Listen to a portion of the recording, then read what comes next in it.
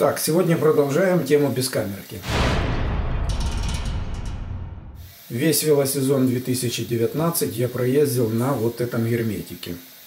Это герметик не велосипедный, это герметик автомобильный. Но в тот момент не было поблизости нигде велосипедного, я купил то, что было для эксперимента. Эксперимент прошел удачно. Весь сезон я катался на этом герметике. Со своей задачей в велопокрышках он справлялся. Сейчас такого герметика у нас в продаже нету. И я взял проверенный Хайгер. Я на нем уже ездил. Я заливал Хайгер в Smart Sam, в Big Apple. Сейчас я в этом сезоне залил в Schwalbe Marathon All Motion. Покрышка бескамерная. Проехал пока еще всего лишь 50 километров. Сразу сработал. 2 атмосферы держится. А сейчас я хочу залить этот герметик в покрышку Big Apple, которая у меня отбегала уже 22 тысячи километров. Я уже не думал, что я ее буду ставить. Я решил сравнить просто, как будут работать эти два герметика в примерно одинаковых условиях. Прошлый сезон у меня на заднем колесе стояла Marathon All Motion, а на переднем Big Apple. И залит был вот этот герметик в обе покрышки. А сейчас я ставлю ту же самую резину и залью этот. Это тоже автомобильный, не велосипедный.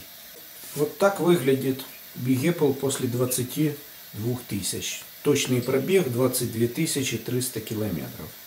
Протектор еще нормальный. Можно ездить на переднем колесе. Я думаю, десяточку она еще пробегает. Самое важное при установке старой покрышки смотреть вот здесь. Чтобы здесь нигде не было проблем с кордом. Чтобы вот в этом месте корд не оторвался от самой покрышки. Я ее проверил всю, она вся нормальная. Поэтому будем ставить.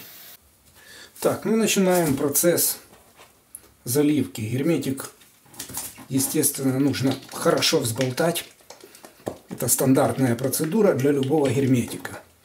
И учитывая, что покрышка очень жирная, все-таки 2,35, я залью примерно 90 мл герметика.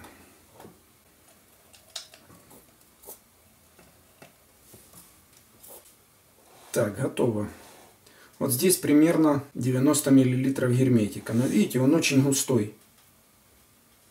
Автомобильный он всегда гуще, чем велосипедный. Поэтому я добавлю 20 мл обычной воды. Хотя можно и больше добавлять.